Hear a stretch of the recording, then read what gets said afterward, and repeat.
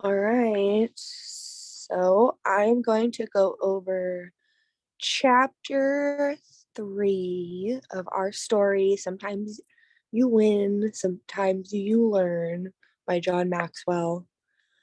I'm actually going to share my screen and I want to show you guys the book because I'm just going to do a quick overview. You guys can probably hear, but I'm not feeling too hot. So let me do it this way. I think it'll be easiest. You have to look at me. Just tell me if it's not working. You guys should be able to see the book now. So, chapter 3 is the chapter that I wanted to talk about. We have been talking every Thursday about the book that we've been reading. Our goal is to do a book a month. And on, I don't know, Sunday, we read together and I read chapter 3. So, I'm going to just go over it a little bit. Chapter 3 is all about like the reality of being ready to start learning. He talks about how until you are truly ready to start learning and admit where you need to learn, it's really difficult. If we want to succeed in life, we have to face the realities and then use that reality to create a foundation. But for most people, that's like the hardest part. So he goes into talking about the three realities of life. He talks about like how life is difficult. Um, there's no quick and easy way. Nothing worth having is worth without effort. That life is difficult for everyone, even though we all have our own journeys. Everybody's going through something. Um, so it's not easy. It's not fair. So many people try to fight these facts. But just understanding that number 3, life really is more difficult for some people than others. Unfortunately, this world is not even. Um, he says the playing field is not level. We all have our own difficulties. And for some people, you really have been handed a tougher card, but that doesn't mean that you should give up. And it also doesn't mean that you should make life harder on yourself, which is what he talks about next. I love how he like numbers off all these things and like puts the headers because it's super easy for me to like go back. Um, so number 1, life is more difficult for those who stop growing and learning. Like life is going to be difficult, but if you make the decision to no longer start learning and growing or continue to learn and grow, if you're not valuing growth, then you're really going to like become stagnant and feel like you're not progressing in your life. Um, you can always, if you're reading the story with us or if you've considered it, you guys can see he tells lots of stories throughout the book. I'm not really going to go into any of them, but normally I go over a few of the different examples. Um, he also goes on with that one, that life is more difficult when you stop learning and growing, that a lot of times when people start to become successful, that's when they really can fall into that trap. Like we feel like don't have anything left to learn. And once we start progressing, then our success isn't set in stone. It's always something that you have to continue working on every day. Number 2, life is more difficult for those who don't think effectively. This is something that just totally interests me because I know that there's some people who are in charge of so much, and I know that they do so many things at once. I can speak from being a teacher and knowing how important it is to multitask when you have the kids there in front of you. Um, but if you are not in control of your thoughts, if you don't learn how to become a good thinker, then it's making your life 10 times harder because you're not using your energy, your thoughts for good. I mean, obviously, a simple example is just like negative self talk. If you don't understand how to use your thoughts and your brain to get you ahead, you can waste so much time and energy, like literally years, on not being a good thinker. And it's kind of weird to hear it said like that because, they tell us that we could all be good thinkers, or that we're all capable when we're kids, you know what I mean? But as we get older, if we're not like really, I don't know, thoughtful about um, the way that we are thinking, then it can really have an effect on us. I think that it's something that is overlooked so often. We try to change so many things in our life without looking inward about the things that we're thinking about daily. Um, yeah. Number 3, life is more difficult for those who don't face reality. He really talks in this chapter about like how it's so important to have what's the word I'm looking for? Like be able to put your guard down and be vulnerable, and like really notice what you need to deal with, where you are, and how you need to move forward. Life is more difficult for those who are slow to make adjustments. Everything is going to change in life. And I remember reading somewhere that main success can be determined by how adaptable you are. There's so many other great qualities of successful people, but one of the most successful traits is being adaptive, no matter like what type of training you have. If you're able to quickly change directions when you realize that you're on the wrong track. Literally takes us into number 5. Life is more difficult if you don't respond correctly. You can try to ignore your problems, and if you don't face them, although it's like easier in the moment, obviously, you're making your life harder on yourself in the long run. And that is the end of chapter 3. I know that was kind of quicker than I normally do it, but this one had a lot of stories and I would go back and read them. But yeah, that's a nice overview. Ashley, it's your turn. Thank you. That was awesome. Okay. So I love number 4. And the reason why I felt like I really wanted to do it was because I've been talking about my word of the year. If you're in our Wednesday accountability hours, we do talk about just our goals and such. And mine was accountability, which goes hand in hand with responsibility, right? Because if you are accountable for yourself, you're holding yourself responsible. So chapter 4 was responsibility, the first step of learning. And literally while I was reading this on our read aloud on Sunday, I felt like he was talking directly to me. So we tend to think of responsibility as something given to us by someone who is in position of authority, such as a parent or an employer. And that is often the case. But as we grow older, responsibility is something that we must be willing to take. After many years of mentoring, and we're talking about John Maxwell, he had come to the conclusion that responsibility is the most important ability that a person can possess. Nothing happens to advance our potential until we step up and say, I am responsible. If you don't take responsibility, you give up control of your life.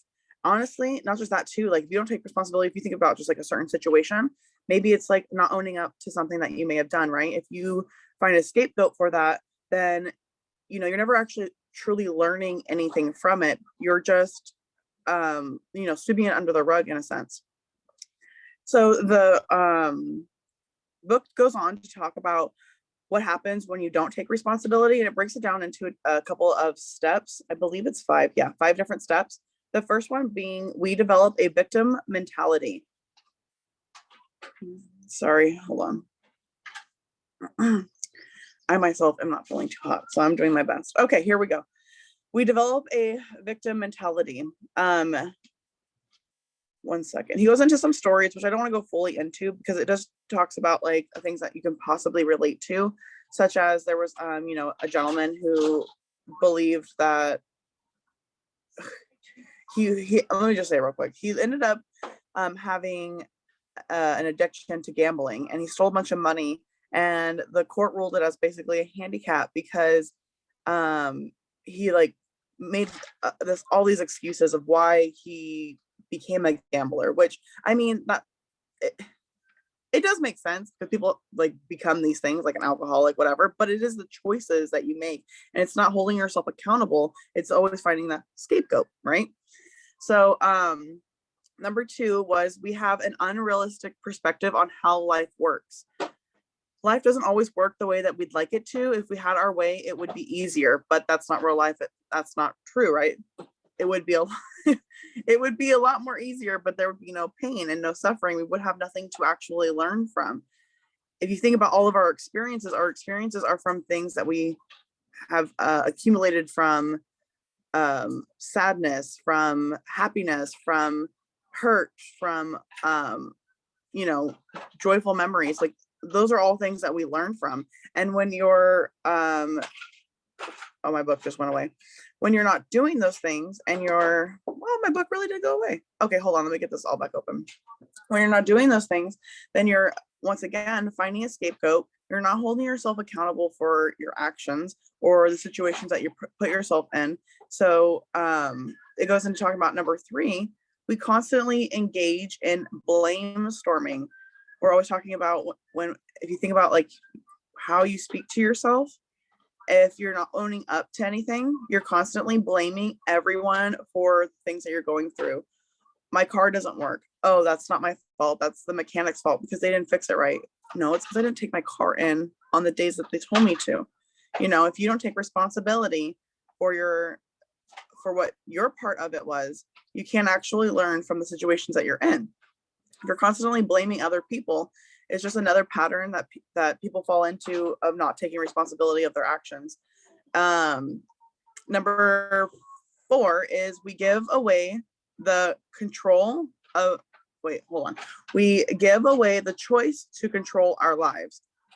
Who is responsible for what happens in your life? Do you believe you should take personal responsibility, or do you feel as if that some things are outside of your control and that there's little to nothing that you can do? Psychologists say that some people possess an inner locus of control where they rely primarily on themselves for gains and losses in their lives. Others possess an external locus of control where they blame others when something goes wrong, which, if you think about it, where do you house yourself in? Are you constantly thinking like to yourself, oh, I could have definitely, like, I can take ownership of this part of the situation? Because if you think about it, every interaction that you're having with yourself, the universe, it's a two-way street. It's not just the things that are happening to you, but it's how you respond. And that's a big thing about responsibility. It's how you respond to things. We eliminate, number 5, we eliminate any possibility of growth for success. When we fail to take responsibility, not only do we develop a victim mentality, embrace an unrealistic perspective of how life works, we engage in blame storming, and we give away the choice to control our lives, but we also eliminate any real possibility of growth for success. And that is the real tragedy of failing to be responsible. A real success is a journey. We have to approach it with a long-term mindset. We have to hang in there, stay focused, and keep moving forward. What happens when we learn to be responsible?